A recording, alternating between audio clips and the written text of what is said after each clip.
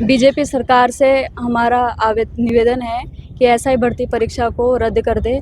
RLP सरकार के अंदर हनुमान जी बेनीवाल के नेतृत्व में हम एसआई भर्ती का विद्रोह करने और अपने अपने स्टूडेंट जितने भी इतने सारे बैठे हैं, इनमें से एक भी फ्री नहीं है और भर्ती परीक्षा की निरंतर तैयारी कर रहे हैं। वो तैयारी भी पिछले 4-5 साल से कर रहे हैं। तो आप सभी को भविष्य ध्यान में रखते हुए युवाओं को और भर्ती परीक्षा को रद्द करना चाहिए। जैसे कि बहुत मुश्किलों से तो भर्ती परीक्षा निकलती है, चुनाव के कारण डिले हो जाते हैं या फिर आचार संहिता लग जाती है, और फिर जैसे तैसे भर्ती परीक्षा निकलती है तो फिर नॉर्मलाइजेशन।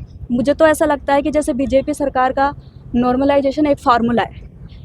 जो भी विधायक मंत्री है पिछले 25-30 सालों से सरकार के अंदर लगे हुए हैं, उनको तो सीएम बनाया नहीं है, और भजनलाल सरकार जी जिनका कोई नाम नहीं था, उनको पहली बार में सीएम बना दिया। वैसे ही नॉर्मलाइजेशन किया है उन्होंने पशु परिचय परीक्षा के अंदर। जो तैयारी कर रहे थे विद्यार्थी, जिनका पहली पारी में, दूसरी पारी में या तीसरी पारी में नंबर आया, उनको तो सिलेक्शन दिया नहीं है, और चौथी पारी के अंदर पेपर टफ का कारण नॉर्मलाइजेशन निकाल दिया उन्होंने। ये बिल्कुल गलत किया है। और पुलिस बल के अंदर भर्ती होना जितना महत्वपूर्ण है उतना ही प्रतिष्ठित भी है।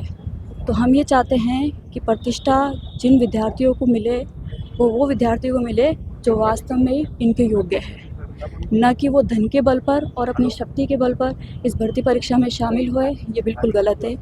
राजस्थान का पूरे भारत के अंदर बेइज्जती हो रही है।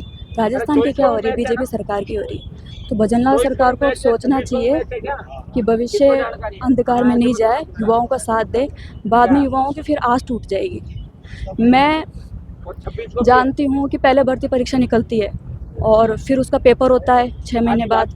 फिर पता नहीं क्या होता है कि वो पेपर आगे कर देते हैं 3 महीने के लिए, और फिर 3 महीने के लिए आगे करते हैं तो फिर रिजल्ट निकालने में देरी करते हैं। फिर रिजल्ट निकलता है तो फिर नियुक्ति देने में देरी करते हैं। तो युवाओं के पास अब यही समय नहीं रह गया है कि वो बार बार धरना देते रहे। अगर धरना ही देते रहेंगे तो फिर पढ़ेंगे कब? पढ़ेंगे नहीं तो फिर देश का विकास नहीं होगा।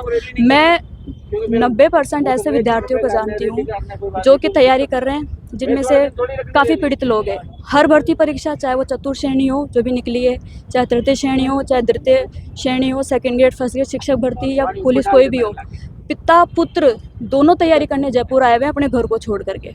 महिला बेटी दोनों तैयारी करने आए हुए अपने जयपुर को छोड़ करके।